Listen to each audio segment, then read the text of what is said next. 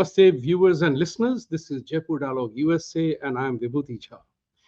Just as always, I will request you to please like, subscribe, and support our channel, give your feedback, and we are willing to always take on issues which very few talk about. But today I'm going to talk about a very interesting event that has happened in America. So far, it was always the left, communist, Marxist, Islamists, led and supported by their elitist billionaire who were anti-India and anti-Hindu in a remarkably vicious way. But we saw recently, that it was just about yesterday, I saw that Laura Loomer, who is a very great journalist, uh, good supporter of Mr. Trump, and Mr. Trump likes her. She's a very strong voice. Actually, some people have called her a national treasure. So congratulations, Laura. But what I was surprised about or taken aback about was the vicious vitriolic that went on by Laura and supported and contested by millions of her viewers and people who like her. Now, the question is clear anti-India and anti-Hindu bias.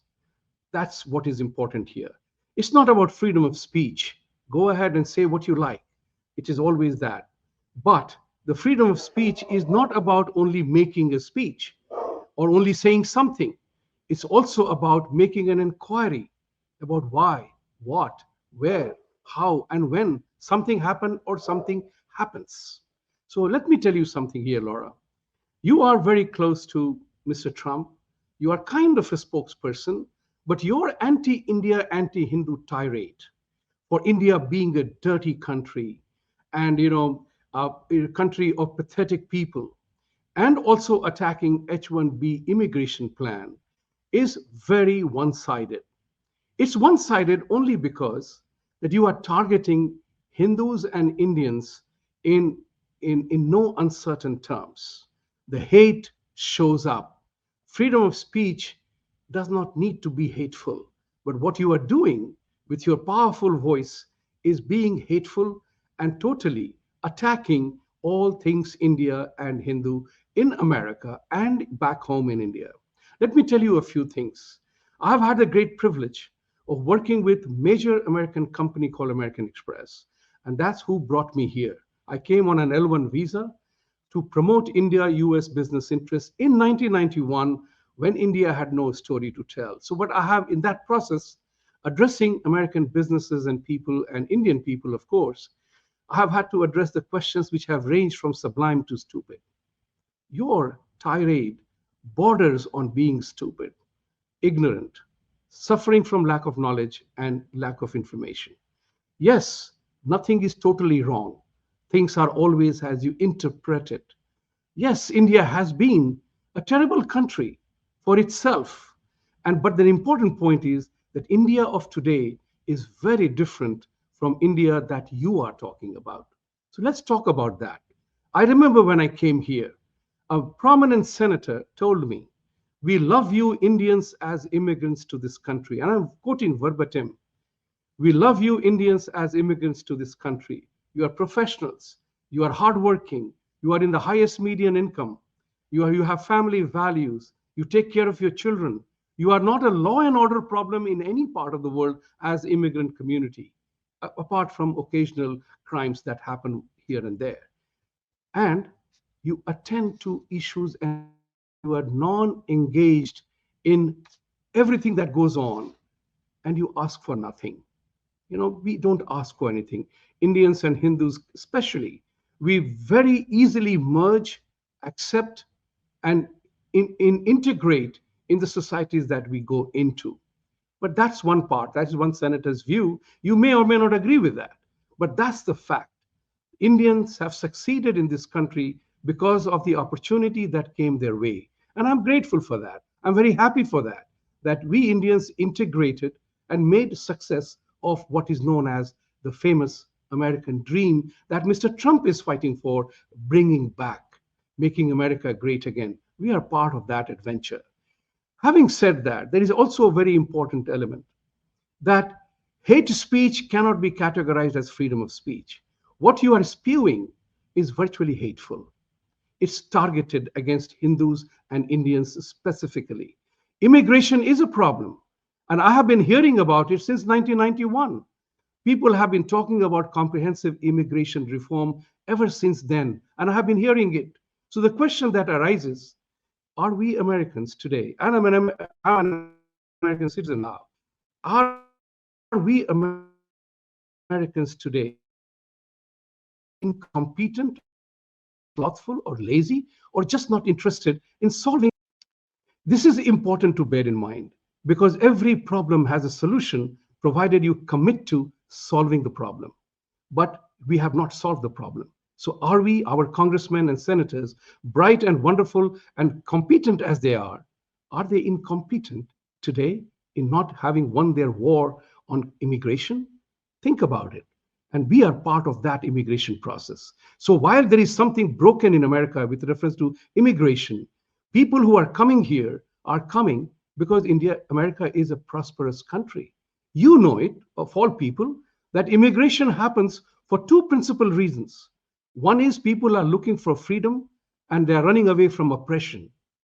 That's one category of immigrants. The second one is people are seeking better economic opportunity. America offers both. India offers both, but not to everyone in India. India is a huge country. And as I told somebody a few days, many times, as a matter of fact, including a few days ago, that one of the interesting comparisons between India and the United States is that United States is 3 times larger than India, including Alaska and Hawaii, but it has one-fourth the population. It's a remarkably resource-rich country, and it needs people. Let's put it that way. It needs people to sustain and accelerate on their growth agenda. If you stop immigration completely, or you allow irrational immigration happening as it has happened today, of which both of us are opposed to. By the way, Laura, I'm a Republican. I was once upon a time a Democrat.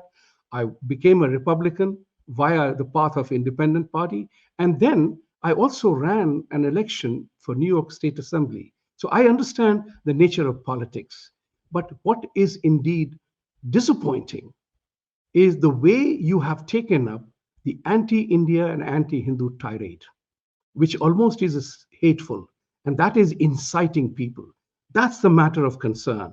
See, it is all about many Indian and those who happen to be Hindus have been inducted or nominated for significant positions in Trump 47 administration. Whether they will be confirmed be able to hold the position will depend upon the kind of ugly tirade that you have launched. But I want to quote here what Tulsi Gabbard said just a few days ago. She said that if you don't stop now, this will become a norm. And she was referring to the big tech attacks, the Democratic Party attacks. This is very critical to understand. Tulsi Gabbard was once upon a time a Democrat, ran as a presidential candidate. She is under attack for being a Hindu, a cultish part of the thing, which is all false and bogus. Vivek Ramaswamy was attacked rather viciously for his being a Hindu, but he addressed the issue remarkably well on the values and traditions part of it. So the question here is, are we welcome? Are you willing to integrate us in the system? Or are you going to shun us out because we are some kind of a dirty people who belong to a dirty tradition and a dirty country?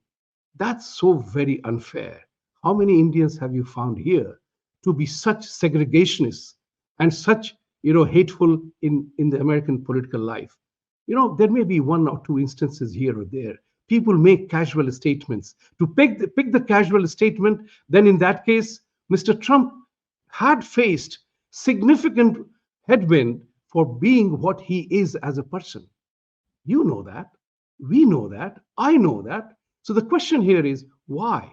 Why suddenly you are so hateful against India and things Hindu? We are Hindus. We are very proud of being who we are. And we are contributing to the American economy, American political life rather well, without being violent, without claiming our pound of flesh. Think about it from that point of view. You know it very well, Laura, that many people are taking advantage of American way of life in a rather sad way, which you and I oppose both. So to attack a fellow prominent democracy in the world, India, which is a strategic and natural ally for America for all things that America stands for, including Islamic terrorism and all separatist and secessionist agendas, you are attacking India. So, my question to you is, what prompted it? Are you suddenly under the sway or persuasion of elements of Islamist agenda or elements of Khalistani agenda? That's a question I think I will have the right to ask you, inquire from you. Where did that motivation suddenly come from? Immigration problem is not caused by Indians. I agree with about H1B process. It was good at one time. It sometimes systems fail. You upgrade and you change. So if you want to shut down H1B immigration, go ahead, be my guest. I'm not worried about that because some solution will have to be found for America to be on the path of progress and prosperity. Some way has to be passed. If you completely shut down immigration, remember, it will also affect America's economic growth, prosperity, and possibilities. Why? Because America needs people, qualified people, capable people, STEM education people. So people are saying, why not train Americans? Of course, do that. I have always maintained that stand that you always hire people who you need. So if I am an owner of a company, and if I'm an owner of a football team for that matter, if all I already have a great quarterback playing for me, I don't need a quarterback in a draft. I hire or I draft person who I need in my team. America is at that threshold of time that you need people. We need people who fit the bill, whether it is plumbers, electricians, or what have you. I am told that America will have a sudden shortage of 250,000 plumbers because that generation of plumbers are going to call it a day, retire. But there are not enough plumbers in the country to attend the plumbing needs of the magnificent buildings that we have put together. That's what is important to bear in mind. I have encouraged Indians, don't come for studying history, economics, philosophy, or many myriad range of programs that are being offered, credit courses offered in colleges these days. I tell them, come for community colleges, get a skill, and become part of an American life because America needs many positions, many jobs for which people are not ready. That's the reality. That's the harsh fact. So when America is dealing with the comprehensive immigration reform, bear in mind, Laura, you and I have a responsibility to ask our senators and congressmen why haven't we been able to solve the problem of illegal immigration? Why haven't we able to launch a comprehensive immigration reform, which I have been hearing since 1991? If it was happening earlier on, I don't know. But the point is, since 1991, I have heard this. So it is incumbent upon us, our senators, congressmen, and people, and mega companies to solve the immigration problem in a legitimate way. At this point in time, I can tell you with confidence the whole world is wondering, are we Americans so incompetent that a problem we have been talking about since 1991, we have not won that war? We have not won our war on terrorism. We have not won our war on drugs. We have not won our war on child pornography and sex. Think about it from that point of view. So attacking Indians and Hindus is grossly unfair. I have been warned. Be careful of Laura. She has the ability to hurt you. I said, it's so be it. If she wants to hurt me, despite listening to a reasonable request of solving the comprehensive immigration reform and attacking India and Hindus is grossly unfair. It doesn't it doesn't look good on you. You are smarter than that. You are better than that. So let's work together. Let's work together to arrive at a solution to the problem. I'm willing to work with you because I do have a solution. I'm a solution driven person. We always believe in my work and otherwise, if there is a problem, it has a solution, provided you are committed to solving the problem.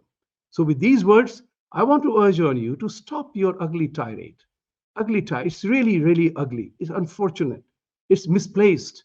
And if you have been persuaded and motivated to launch this attack by certain elements that are Hindu phobic and are Hindu mesic, then it's time to talk to us. We are not aliens. We are part of the system. I'm a Republican. You are a Republican. You support Trump, and I have supported Trump. And by the way, for your information, in 2017 Grand Ball, I was one of the rare Indians who was there in Washington, D.C. for the Trump ball. And I have pictures of that to prove it. So the point of the matter is, let's solve the problem instead of exacerbating it and creating a hateful language.